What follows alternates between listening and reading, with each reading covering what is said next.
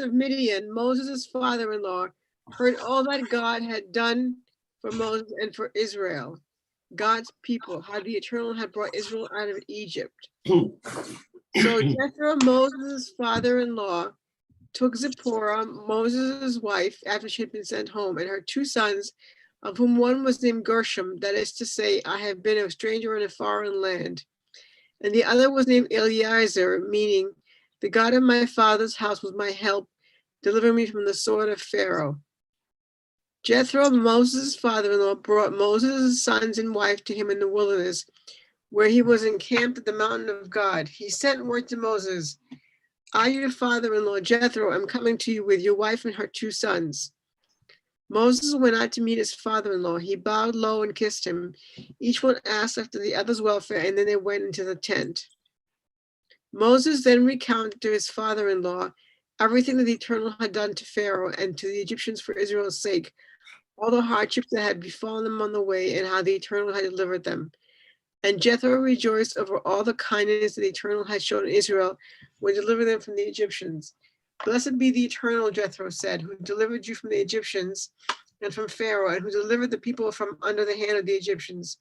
Now I know that the Eternal is greater than all gods, yes, by the result of their schemes against the people. And Jethro, Moses' father-in-law, brought a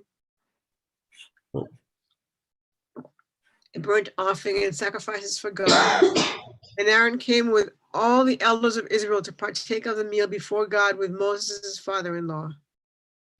Next day, Moses sat as magistrate among the people, while the people stood about Moses from morning until evening. But when Moses' father-in-law saw how much he had done to him, how much he had to do for the people, he said, what is this thing that you are doing to the people? Why do you act alone while all of the people stand about from you from morning until evening? Moses replied to his father-in-law, it is because the people come to me to inquire of God. When they have a dispute, it comes before me, and I decide between one party and another, and I make known the laws and teachings of God. But Moses' father-in-law said to him, the thing you are doing is not right. You will surely wear yourself out, and these people as well. For the task is too heavy for you. You cannot do it alone. Now listen to me. I will give you counsel, and God be with you. You will represent the people before God. You bring the disputes before God, and enjoin upon them the laws and the teachings, and make known to them the way they are to go, and the practices they are to follow. You shall also seek out from among all the people capable deputies who fear God, trustworthy deputies who spurn ill-gotten gain. Set those over them as chiefs of thousands, hundreds, fifties, and tens, and let them judge the people at all times.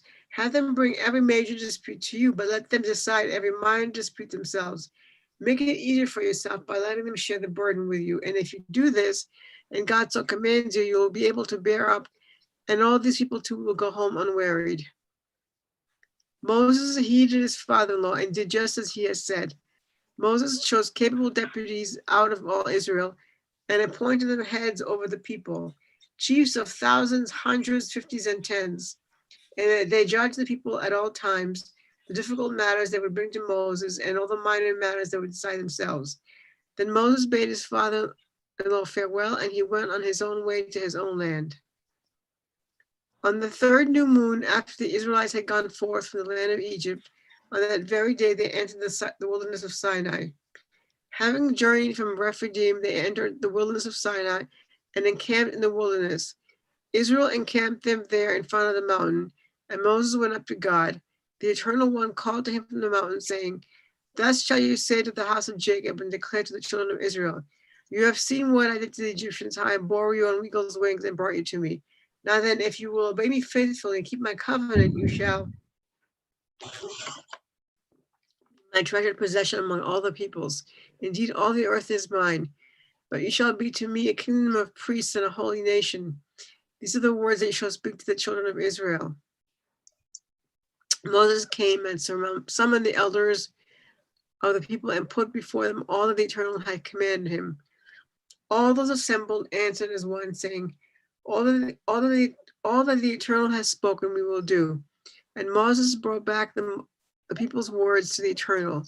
And the Eternal One said to Moses, I will come to you in a thick cloud in order that the people may hear when I speak with you, and so trust you forever after.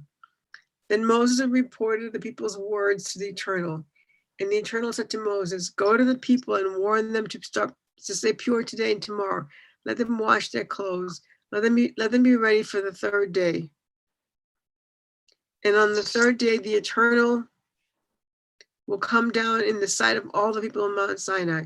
You shall set bounds for the people round about, saying, beware of going up the mountain or touching the border of it. Whoever touches the mountain shall be put to death, without being touched, by being either stoned or shot, beast or person. A trespasser shall not live. When the ram's horn sounds a long blast, they may go up on the mountain. Can I just stop for a second? This Yeah. is really powerful because this is the first time that actually God is going to reveal himself in front of people. But it's also the like earliest structure of kind of like our judicial system, and even like management, delegation of authority. Yeah. But I different think levels. It's interesting that he said he was going to, demonstrate himself in a smoke, but a cloud of smoke or whatever. Right. I mean, I just thought that's really interesting because you always think of the only person that kind of had any type of sense of God was Moses, but the people got to see him too. Well, yeah, something like that manifests, like something The physical. manifest of him. I didn't mean God and stuff, but I'm just saying that's the first time that I really remembered reading that. I know it's probably been said a million times, but how I remember things one day, and I don't remember them the next. So this is really interesting to me. The other thing that intrigues me about this isn't something I know the answer to. It's only something I always question. Yeah. And that is the fact that throughout the Parsha, it keeps repeating the fact that Yitro is Moses' father-in-law.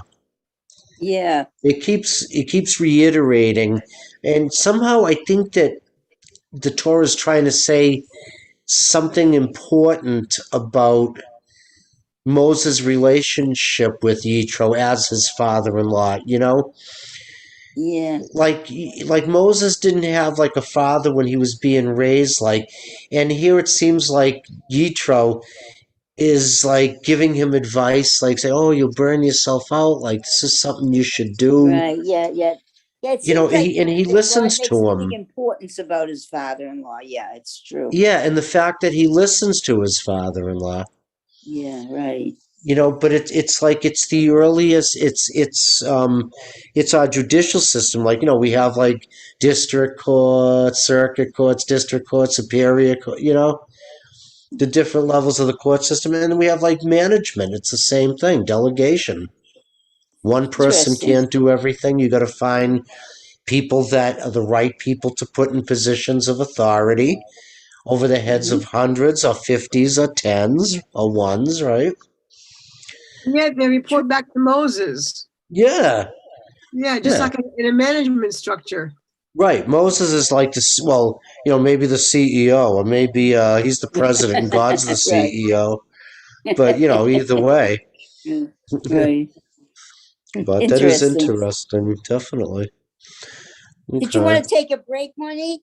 Yeah, go ahead, Ruth, or somebody else. No. I just want to know if somebody else wanted. I mean, I can read again if people are not wanting to read. So. Do you want to read?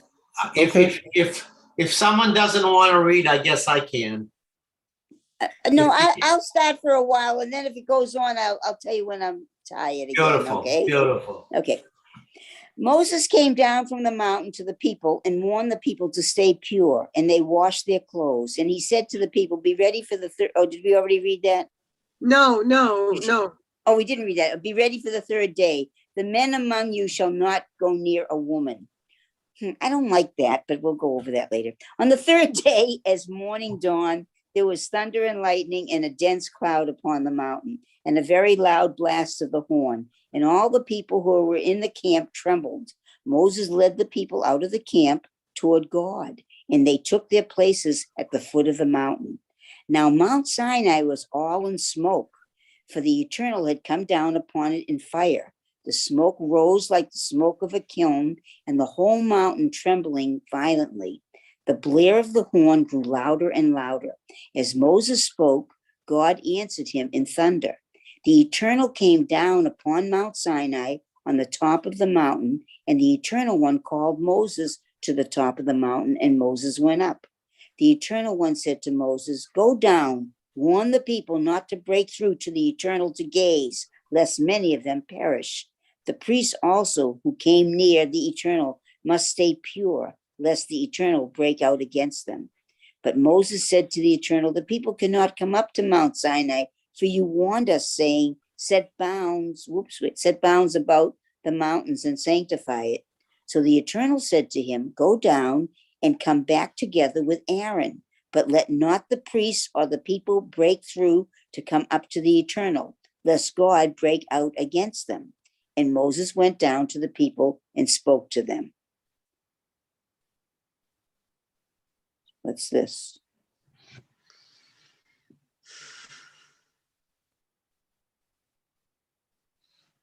This is the Decalogue. I don't know what Oh, God spoke all these words, saying, I, the Eternal, am your God who brought you out of the land of Egypt, the house of bondage. You shall have no other gods beside me.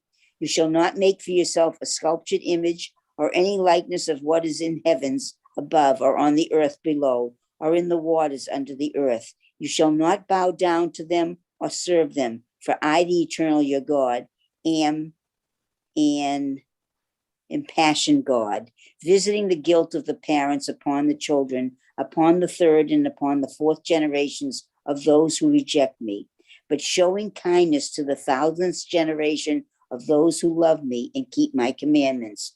You shall not swear falsely by thy name of Eternal your God, for the Eternal will not clear one who swears falsely by God's name. Can you stop Remember there a second? Yes. Can you just go back for a second, please? Like I think it was number Sure. 5. Okay, let me go to 5. Just back Oh. where Okay, 5. Hold on. 5 is 5. 5. You shall not bow down to them number or 4. serve them. Yeah. Oh, 4. Isn't this a foreshadowing? You shall not make yourself a sculptured image or any likeness of what is in the heavens above. Now, isn't this prior to the golden calf? Yes, it is. It is. Yeah. Yes, it is. Yes. So he's warning them ahead of time. So that means right, you're right. He's warning them. So when they do it, he said, "Hey, I warned you just recently, and you still pulled it." No wonder he got so mad. With the Ten Commandments, we're going into the Ten Commandments here. We're doing the Decalogue right now. Yeah, right. So right here he's telling them, just don't do this. And then the first thing they had a chance, they did it. Yep. Right. That's right. Like children. Because I know why, but they did it because they didn't even believe that he was. Oh yeah, but they did see it. That's right. He did warn them. You're right. You're right. Okay, These are like children. He's treating them like children. And you know what? It's just like your kids. You tell them, don't do that. As soon as you turn your back, they do it. Mm-hmm. Yep. It is so I was true. one of those kids, unfortunately. Yeah, but this is really, it's amazing. Okay. I'm sorry. Okay. That's okay. Let's go back to wherever I left off. I have no. Where are we here? Okay. You shall not swear falsely by the name of the Eternal your God. The Eternal will not clear one who swears falsely by God's name. Remember the Sabbath day and keep it holy. 6 days you shall labor and do all your work. But on the 7th day is the Sabbath of the Eternal your God. You shall not do any work. You, your son or daughter, your male or female slave, or your cattle, or the stranger who is within your settlements. For in 6 days the Eternal made heaven and earth and sea and all that is in them, and that rested on the 7th day. Therefore the Eternal blessed the Sabbath day and hallowed it. Honor your father and your mother, that you may long endure on the land that the Eternal your God is assigning to you. You shall not murder. You shall not commit adultery. You shall not steal. You shall not bear false witness against your neighbor. You shall not covet your neighbor's house. You shall not covet your neighbor's wife, nor male, nor female slave, nor ox, nor ass, nor anything that is your neighbor's. All the people witnessed the thunder and lightning, the blare of the horn, and the mountain smoking. And when the people saw it, they fell back and stood at a distance. You speak to us, they said to Moses, and we will obey. But let not God speak to us lest we die. Moses answered the people, be not afraid, for God has come only in order to test you, and in order that the fear of God may be ever with you, so that you do not go astray. So the people remained at a distance while Moses approached the thick cloud where God was.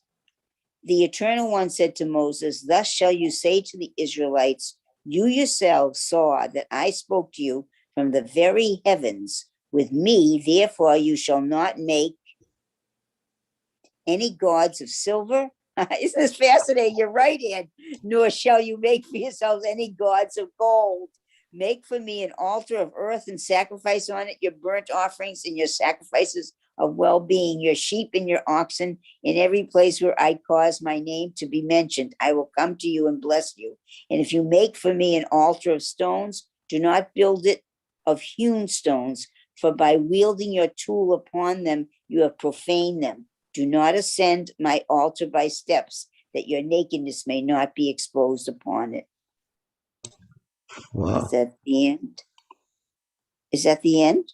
That is. Wow. Wow, Didn't that's an seem too interesting long. place to stop. Yeah. You know, it's really Honestly. interesting. I didn't remember, to be honest, Ed, I didn't remember that God had came down and did all this before Moses had come down. So this is important for me to understand the chronological order. It's really Yeah, this important. is interesting. Yeah. I mean, It's I very didn't know it important. either till you read it. Till you read it, Wow. Ruth. I didn't know that. I didn't Wow, realize that's- that this was all foreshadowed. So no Wow, that's wonder fascinating. Moses got so upset and God got so upset. He told them, don't do this. And they did it. Not only that, but Yeah. they literally, Moses was up there receiving the instruction that it shouldn't be done while they were down there doing it. Well, That's yeah. right. Yeah. Like they were doing the doing it dirty just as he deed. was getting the law, the commandment to bring down to them. Like you say, right from the outset. I have a question. It sounds like the Israelites were traveling through Sinai with their animals, with their sheep and their oxen, right? Yes. Yes, they were. Okay, Yes. so what did they eat? The animals. From the flock. They could take from the flocks, right? No. What did the animals eat? Because Oh, God gave the people manna from heaven. But what were the animals fed? I don't know. that's a good question. I've been in the Sinai desert. There's not Hmm. much Yeah. to eat there. Yeah, I There's not don't much know. Cactus there. and That's a good question, Monique. I have no Yeah, idea. because no one ever mentions. It mentions what the people ate, the manna from Hmm. heaven, but not Yeah. what the animals ate. They probably ate the manna too. Who knows? I don't know. You know. Maybe the manna was that they had was for animals too. Who knows? It's a good I don't question. know. No, it's a good It is question. a very good question, Yeah. Monique. It's a good It's a question. great question. Yeah, We have to ask Rabbi Kadim. Huh? he had the Jews walk around the oil fields for 40 years and go to a place there was no oil. Yeah. That's so funny. Really, That's it's funny. true. Yeah. Wow. Oh boy, that is wild. Which is But I interesting. always was intrigued by this parsha of the fact that the fact that it keeps mentioning every time they mention Jethro, Moses' father-in-law, and Moses talked to his father-in-law, and Moses' father-in-law, and Yitro, Moses' father-in-law. Like there's something in there that emphasizes some significance about the relationship and just the fact that it's Moses and his father-in-law. Hmm. And it's Right. really significant. You know, the advice that he gives him is significant. I mean, it lays the groundwork for certain things, but even just at that time, like it showed that he cared for Moses' well-being and for the people's well-being. He's saying Right. that you'll just, basically wear yourself out and you'll wear the people out. And Moses' father-in-law wasn't Jewish.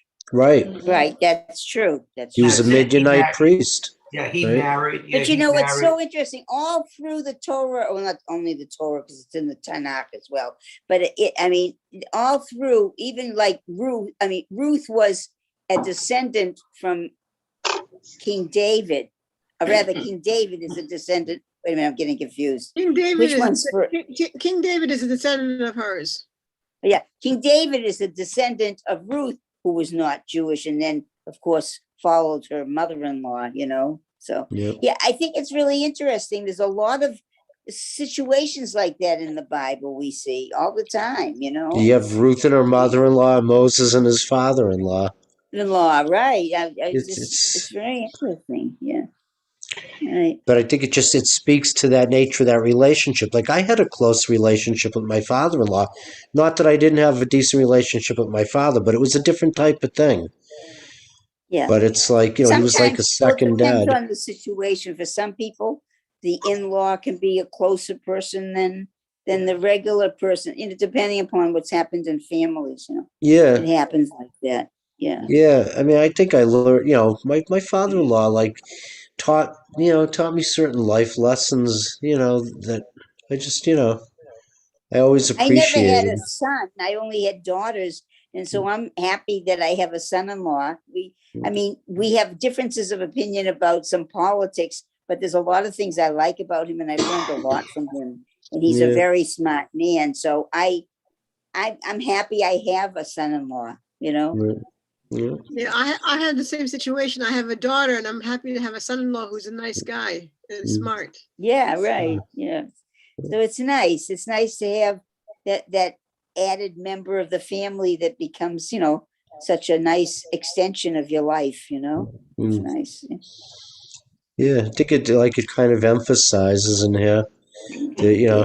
I don't know if I've ever asked Rabbi Cohen, like, what is the significance? I know I've talked to him about it. I don't think he had a really specific answer, Right. but it always intrigues me because of the fact that I don't have an answer, just the question, you know? But sometimes that's the important thing, the questions that you ask. That's what Bob Dylan said when he wrote Blowing in the Wind, Yeah. right? Right. So You Right. have to listen, ask. can we change the subject? Did you hear what's coming out of Dallas now? Of the Oh yeah, about rabbi the threw the chair. He threw a chair at the I at the know. I gunman. thought that was really very heroic. And he got the other two out very quickly. I thought that was Yeah. fabulous. I thought that was pretty cool that he got up and he threw the chair at the guy, caught the guy off guard, and off they went. And, No, he knew actually what was really good before he threw the chair out, he said to the other people, look he's not kind of paying attention to us. And this was our chance to get out. And so he actually was waiting for that moment where he was kind of off guard. He was waiting because he had threatened to kill them quite a few times. And so that was what's really great, is that he saw a moment and he took it. And I give him a lot of credit because he could have been shot. He could have been shot easily. yeah, it's also interesting that that the FBI shot the guy anyway. I mean, they were fooling around. They didn't Yeah. have to, but they always do that. They do that. I know. That They came. didn't have to. That came from the agree. They didn't- president. They didn't want any That came from martyrs. That came from the president. Boom. Anyway, Take them out. Are you sure that it comes from the president? I have a feeling that that's where I don't think they wanted another guy screaming and yelling about that woman and everything else. I see. I think see, it was yeah. a political thing. You know, it's Oh. why they Yeah, but it buried is him. too bad because there was no need to shoot him after the other people came out. You know, I don't. Well, who yeah, I knows what do- happened there? Who knows? Right. You know, he might have just turned around and pointed the gun at them, and that was it. Yeah. So Never then they know. said it was self-defense. Yeah. Right. Yeah. Yep. Oh well. Yep. Now, this is what I'm interested in. I want your opinion, Ed. Some people say it wasn't anti-Semitic. And you probably think, well, how could it not be anti-Semitic? It was in a synagogue and everything. Because there was nothing to do with Jews in the conversation. Well, look, You know, there was, what? look, you have to see the target. His motive was to get the woman released. That's Right. what his That was motive the- was. And Right. she was horrendous, even though she went to Brandeis. You saw Yeah. that she's a Brandeis graduate, that Right. she is horrendously anti-Semitic. So, Oh, okay. That I didn't hear that part. horrendously. Oh, okay. If you followed that trial was unbelievable. I see. Okay. I was very surprised. I was president for 4 years ago now. And when all of the discussion about guns in temples, and I remember somebody from Texas, a president from Texas, saying to me, he said, in an open carry state like Texas, on a bad day, half of my congregation has a gun. So, Okay. Texas is like, I know that about Texas. Yeah. and so I was